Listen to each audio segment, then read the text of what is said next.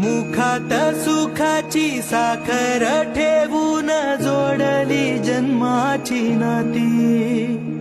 रामाच्या रूपात जपला माणूस मारुती रायाची छाती। वाघाची लीलानी कपाळी टिळा तू जेड अंधारासाठी। भनक भीतीची नवती भवती आभाळ रे माझ्या पाठी। देऊन किनारा मनाच्या होडीचा सारंग हरवला।